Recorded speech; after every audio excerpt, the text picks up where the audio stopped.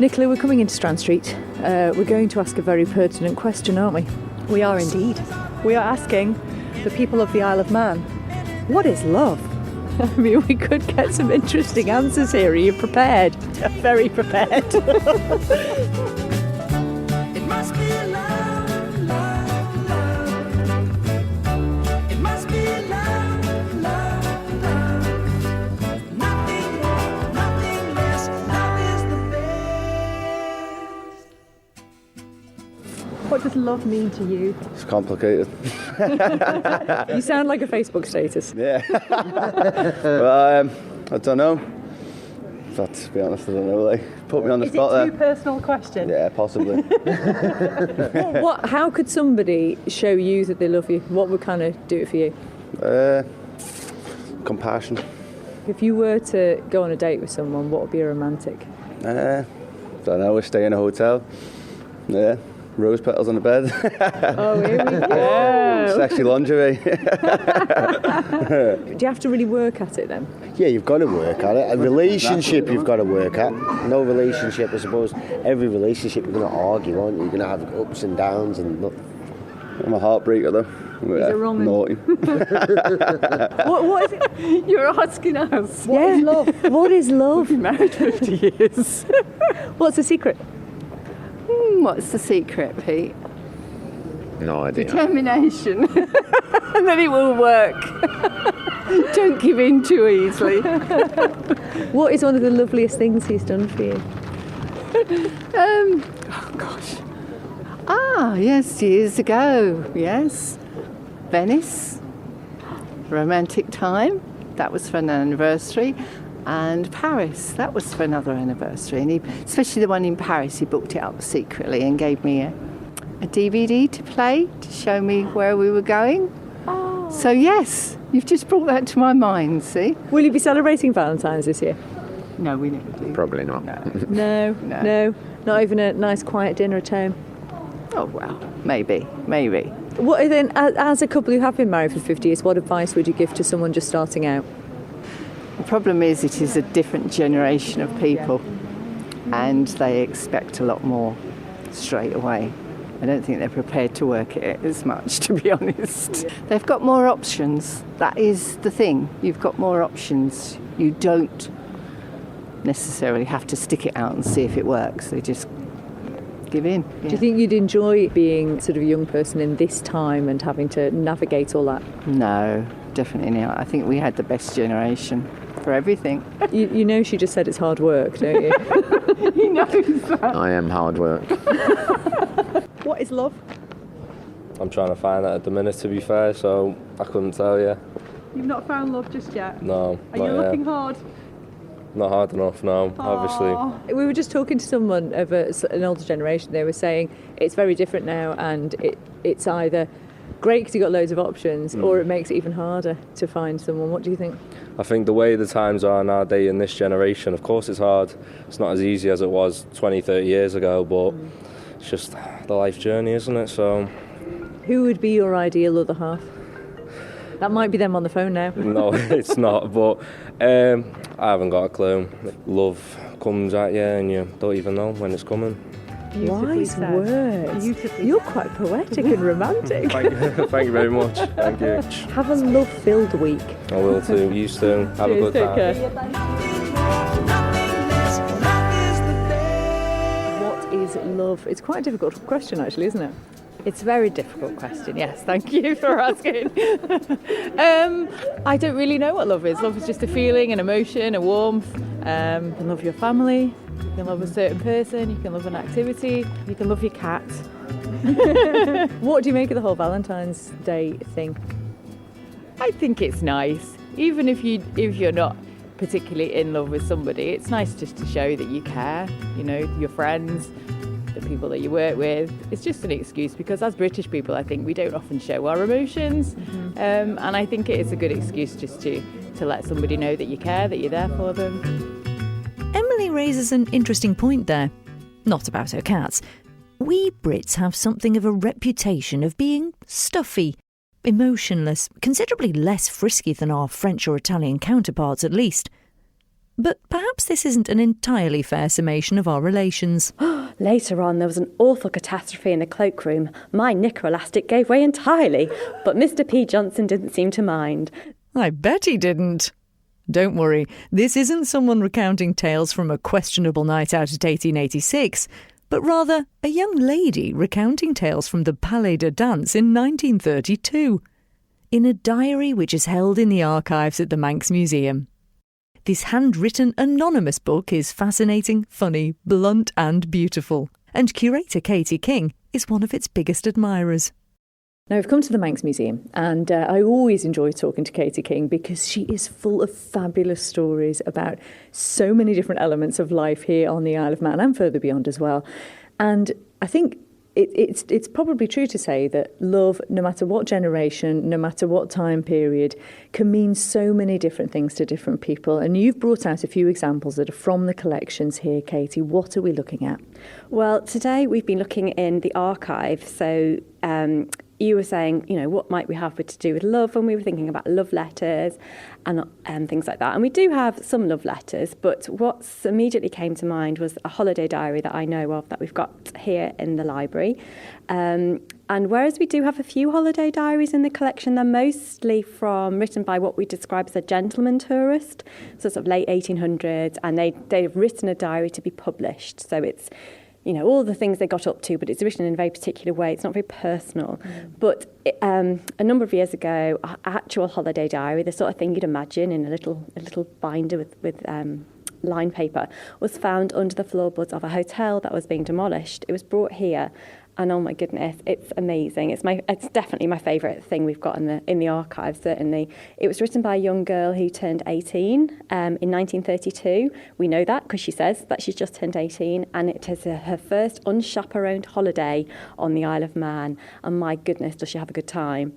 So we don't know who she is. It's anonymous because you don't tend to sign your own diary, so that's quite frustrating. But we know she came here on the 16th of July till the 30th of July 1932 because she says the best yet about her holiday in Douglas.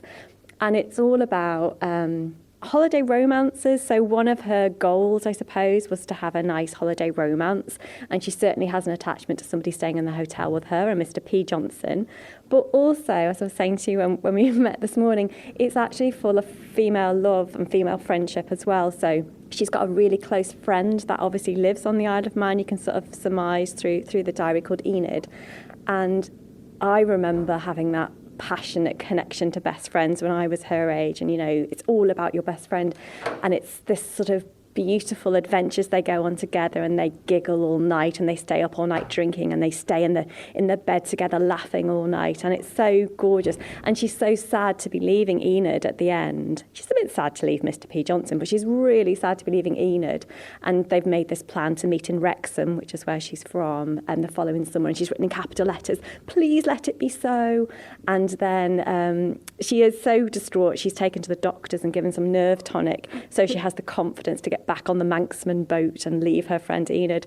When I read it the first time, I was amused by the fact that she fell in love with the guard at Peel Castle, and she talks about the tram drivers getting a bit fresh with her. So I read it from that perspective, but I read it again last night, and it's the female friendship that comes through. So that's what I thought I'd share with that diary today, because it's just about all the different types of love you can have for people, particularly when you're 18 and unchaperoned on your holiday for the first time. And you mentioned this Mr. P. Johnson. I mean, would that have been quite shocking, having, sort of any sort of connection with someone within the same boarding house at that time? I don't think so, no. So the Isle of Man was really quite an exciting place to go on holiday. It really did attract large groups of young men and large groups of young women who were coming here for a Wakes Week holiday, so a 1 week paid holiday. And yes, it marketed itself as a family holiday destination, but really Douglas was the place for young people.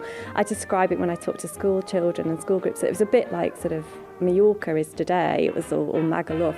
It's a really happening place. So she talks a lot about, she goes dancing every single night because there was all these different places to go, and the places she liked to go was somewhere called the Palais de Danse in Strand Street, and there's a night there called Carnival Night. So it was really usual, in fact, to meet up with gentlemen that you'd met on your holiday, And you'd always be with your girlfriends as well. You'd never be on your own. So you'd have sort of a chaperone system, I suppose, self-chaperone system. So she was always with Enid at this dance, and Mr. P. Johnson would be there as well. And they'd talk about the nice dance partners they'd met. So no, I don't think it was particularly. I think it was almost sort of expected. And in fact, there's a newspaper article that I shared with you about a young Scottish boy from Glasgow. Again, he's 18 and he's writing in 1954. He's written a letter to the newspaper saying that his holiday was ruined, and most of his friends' holidays are ruined on the Isle of Man in Douglas, because he cannot find a holiday romance because none of the girls understand his accent. So he is campaigning for a board of romance where when you arrive, in fact he says, to the teenagers of Britain's industrial towns, the Isle of Man in Douglas, and Douglas for them means romance, they hope. But give a thought to the frustrations, the complications, the heartbreaking search these teenagers have to find the ideal holiday partner. For if they are here for only a week, the holiday's practically over before they realise it. And if the holiday romance isn't all it should have been, Douglas is blamed. So he's saying that there should be a shop. When you arrive on the island, there's a shop. You have your photograph taken, you say your likes and dislikes, and then you go later in that day. And if people have matched with you, a bit like Tinder today, then you can swap boarding house details and you can meet up for a dance in the evening. And yeah, as you read the article, it's basically, he repeatedly goes to the villa to dances and the palace as well. And when he goes in, his name's Willie, when he goes in, he eyes up a lady on the dance floor. She eyes him back. He sidles up to them and says, how are you? Would you like a dance? And they never understand him because of his accent. So he's so cross about that he wants some sort of like Scottish only unit so that they can understand each other. And I like the way he's written to try and get the Isle of Man to listen by saying, people aren't going to come on holiday anymore to the Isle of Man if they don't get romance. And the Isle of Man itself, it did market itself on this Isle of Romance. They'd always have this, on their marketing material, a woman, beautiful young woman, stood on Douglas Head.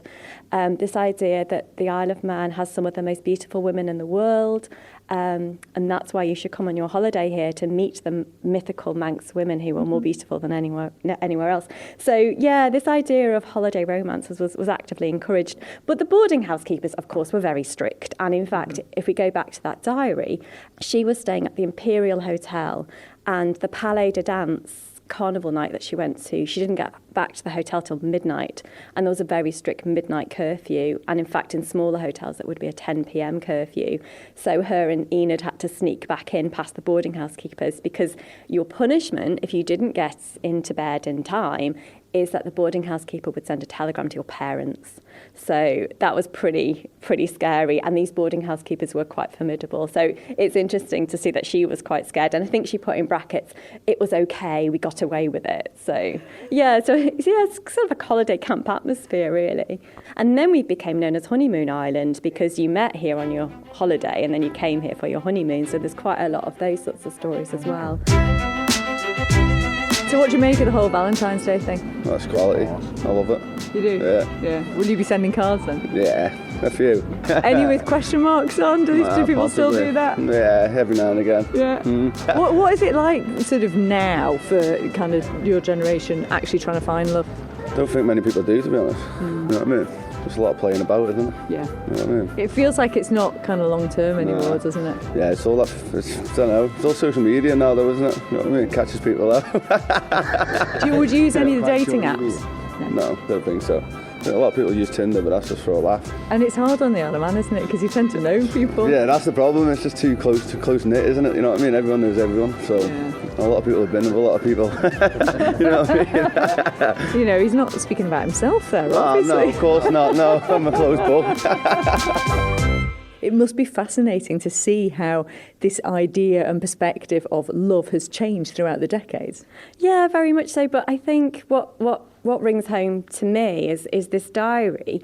it's the same language that we would be using today, you know, the same excitement of going on holiday. I don't know if you remember your first, well, not unchaperoned, first holiday with your friends, not with your parents, and how exciting that is, that freedom, that liberation, that silliness, you know, drinking too much. She does talk a lot about drinking too much at some of these dances, drinking too much, getting up whatever time you want, planning the day. You've got this whole day ahead of you. What are you going to do? What adventures are you going to have? Who are you going to meet? And she seems very open, you know, really. She's very warm when she meets new friends. You know, she's always welcoming them into the group, and they meet. You know, they just seem to be very warm and open people. And I think that's the same today. Okay, the young people might not be writing it in a diary; they might be tweeting it or Snapchatting it to each other, or whatever. But it's the same excitement, isn't it? That freedom of, you know, 16, the world's open for you, and you can have all these adventures, and you're free. So there were also quite high expectations then as well from people coming over here. Yeah, so quite a few. I mean, I know from, you know, I've spoken to people for years. One of my passions is history of tourism. A lot of people who met on their holiday on the Isle of Man did in fact get married, and up until sort of the 1930s, certainly, people from the same towns were coming year on year in the same week. So if you say, for example, I don't know, Oldham, for example, all the factories were closed for the same week. So often you'd be coming on holiday with your friends from the factory. And so you would actually be meeting people from Oldham while you're on your week holiday. So and then, of course, you'd stay in contact, and that's how sort of these marriages came apart. And then we became known as Honeymoon Island, because you met here on your holiday and then you came here for your honeymoon. So there's quite a lot of those sorts of stories as well. But also some not so positive love stories I found in the newspapers. Quite a few young men being sued for breach of promise. So that is something that I don't think you can still do it today, but it was certainly a case in law that you could take someone to court if they had promised to marry you and then they didn't follow through with that. You could sue them. So there's a great story, well, quite a sad story actually, from 1924 of a school teacher who had met a reverend whilst on holiday on the Isle of Man, and he had proposed to her. And then he didn't follow through with that. Some 6 years later, he was still trying to say, I'm not feeling very well. He was writing to her, I'm not feeling very well. I'm not sure we would make such a great match after all. And she sued him for £1,000 because obviously waiting 6 years, she was getting older and her chances of finding a husband were now slim. So she took him to court for £1,000 and she won, but she was only given £100 in damages. And of all people, to renege on their promise. Exactly, a reverend. And then there's another sort of failed holiday romance where this couple met on the Isle of Man, and he proposed to her, and then he came to visit her family when they got back in England. And it turns out that not only was he already married, but he was a confidence trickster and a thief. So when he was staying in their family home, he stole loads of jewellery from the family and ran off with it. And then it turns out he was married anyway. So you've got to be on your guard when you're on your holidays on the Isle of Man. We just want to know, what is love? What does it mean to you? Absolutely nothing. No, not my thing. An American holiday that's made to make money and nothing more than that. That's the thing. So the whole sort of, buying cards, giving cards, not into that. Nah, not at all. How do you think people should show that they love each other? Should do it on a daily basis. It shouldn't just be about one day. And it's too much pressure on people who've just broken up or feeling down because they can't find somebody, or, it's just a commercial money-making exercise as far as I'm concerned. And the people that you do love in your life, do you tell them that you love them? Give them hugs. Hugs are good. Hugs are very good. And then, are you married? Yes. How was the proposal? What happened? I've never had one. No. I just decided it was time. Yeah. So She didn't want to lose me, you see, so she thought I better get him now before somebody else does. We're going to laugh together and, we argue like cat and dog. Different. We don't agree on anything, but we compromise.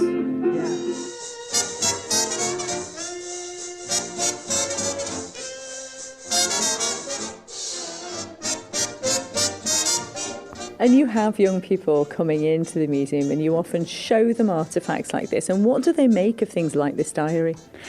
I don't think I've ever shown them this. I talk about this diary because there's a brilliant quotation in it, which I memorised, I can say to you. So she goes to Palais de Dance. So she said, the diary entry starts, I flirted wholesale with Mr. P. Johnson tonight and caused quite a sensation at the dinner table because she'd bought these new earrings, you see, like earlier in the day. She caused quite a sensation at the dinner table.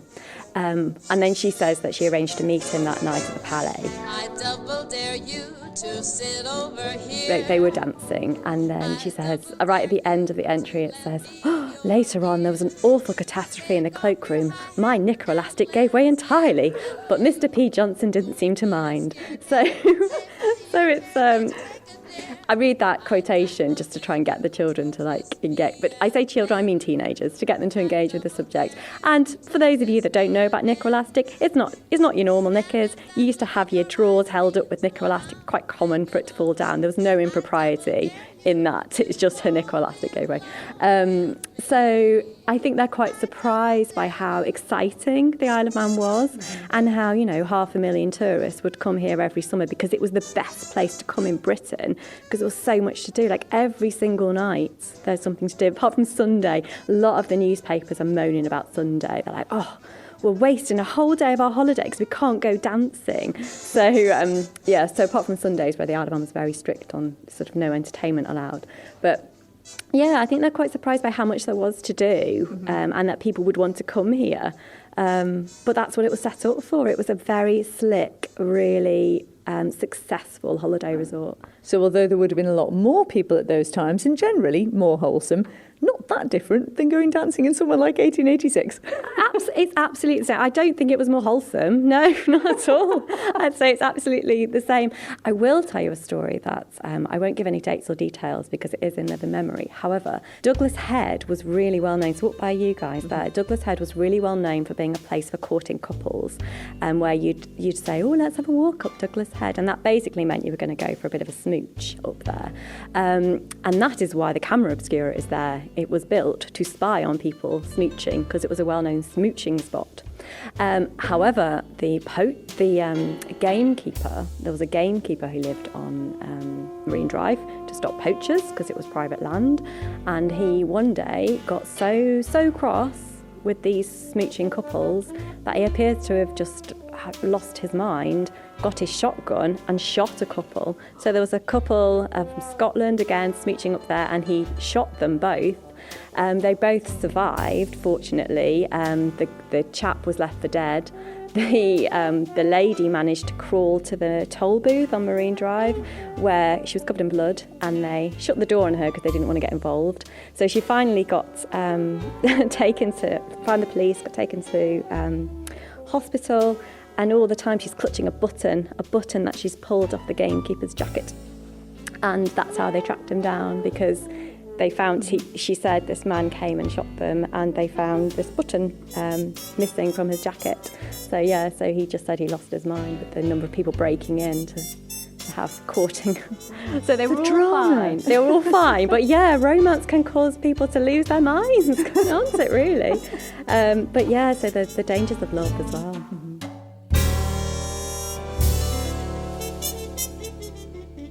I suppose the one thing I would say is it's sort of a shame, isn't it, that this was left here? Yeah, so I've wondered this for quite a long time, actually. So in the extracts I've been reading, it was her holiday on the Isle of Man, and there's 17 pages of writing. And then a little bit later on in the diary, there's a couple of pages on a cruise she went on, but not very much information at all. And then there's another page when she went to Minehead on her holidays, and then a few pages later, another page on Anglesey. So either she's growing up and she's not writing as much, or they just weren't as exciting as her holiday on the Isle of Man. But if I had to guess, I would say that in later life, the writer of the diary deliberately brought this diary back to the Isle of Man, because how else would it have ended up here? And I think she might have deliberately left it in the hotel. So either she did or she sent it to Enid. Perhaps Enid inherited it and she left it. But for it to end up in a hotel on Douglas Prom does seem unusual. After the time that she was actually visiting. Yeah, but as you say, isn't that romantic in itself, that we're never going to know the answer? And I think that's one of the joys of the archives here. They just, and our collections generally, they just give you a little piece of a jigsaw, just one piece. And it's our job, and it's your job as people that live on the Isle of Man, to try and piece these stories together to try and understand a bit more about who we are and who loved us. And, you know, so you'll never know the complete answer, and I think we have to accept that. But I have to say, when you do find little treasures like this, it brings those people to life, doesn't it? Yeah, and it humanises it. You know, you think about people in the past and they were different from us, but they weren't. She's a young girl. She wants to have a snog on her holidays, and she wants to go to Strand Street shopping with her friend every morning and buy some earrings to make herself look pretty in the evening. How is that different? It's the same, isn't it? Thanks to Katie King and the team in the Manx Museum Archives and Library for that wonderful and occasionally shocking insight into what the world of dating was like almost 100 years ago. Let's head back to Strand Street now for some more tales of love from the streets. Not like that. I never thought I'd miss you half as much as I do.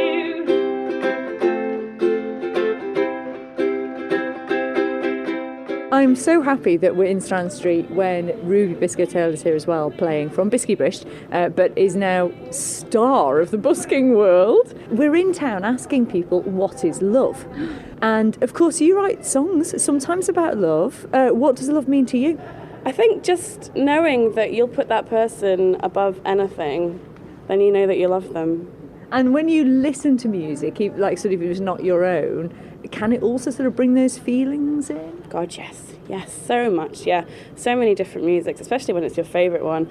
Yeah, they give you chills, don't they? They give you physical response, and they can just make you feel amazing. They can make you feel terrible. They can make you feel annoyed if you hate the music. Yeah, it can elicit so many different feelings, yeah. And when you're here playing in Strand Street, obviously you've got passers-by, but a lot of people come up to you. Do you feel the love from the crowd? I really do. I think this is such an incredible place to busk. I didn't expect it to happen, but I think because we've got such an amazing community, people come up to me, they give me so much love. They tell me their stories, you know, they say they love that song because of a certain memory, and it's just sharing these connections with people that I would never have spoke to beforehand, and they never would have spoke to me, but you know, they approach me and we share stories, and it's really, really quite beautiful. Yeah.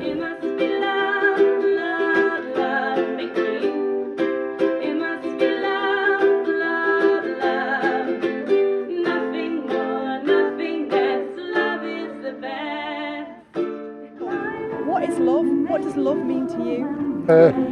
How does that make you feel? Don't stop. You'll be crying in a minute. Is he very romantic? No, not at all. We've had it 57 years or something, haven't we? Yeah, 56 years. And I've been going out with him since I was 15. One and only.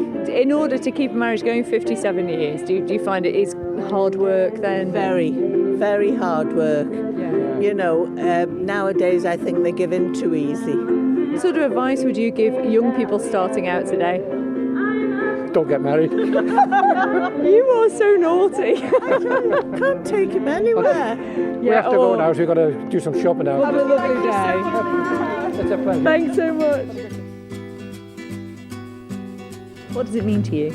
I don't know, it's kind of to feel, well, children, to give you that nice, I don't know, to give you that kind of like warm, happy feeling, you know. You've got a beautiful tiny baby here. Tell us a little bit about her.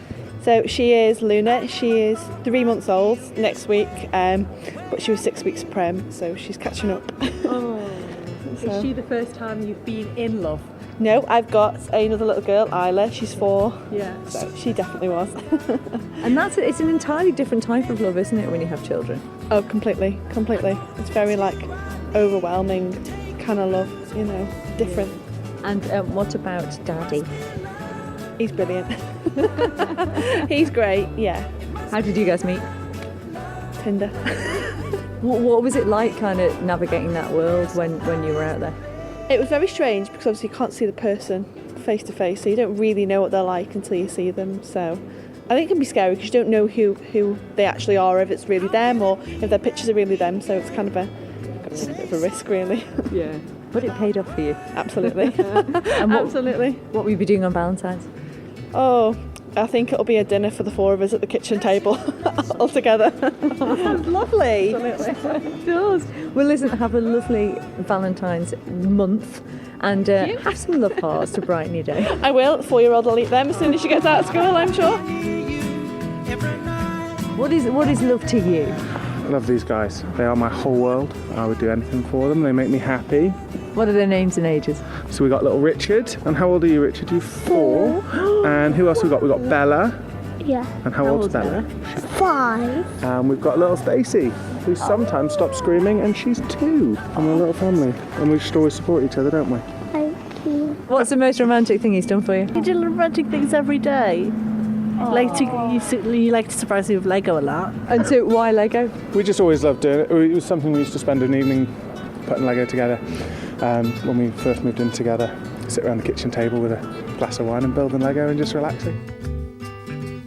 Did you ever get cards when you were a kid that had the question mark on? No. Did you ever send any? Probably to my mum. But yeah, I didn't get any. Obviously, I wasn't loved. Well, we love you. We're going to give you a little pack of love hearts Yay, to prove it. Thank you. So we've looked at love through the ages, at every age, and from various perspectives, be it surprise Lego love or the complicated world of online dating. From those who've celebrated 57 years of chalk and cheese marriage to those who would risk life and limb for a sneaky smooch on Douglas Head. It's fair to say that love is a very complicated thing. So whether you're with a loved one or are reflecting on unrequited love, maybe you're missing someone or still hoping for the one to come along. Whatever you're doing this Valentine's Day, I hope you found some love listening to this programme. I'm Christy DeHaven, and I wish you all the love in the world.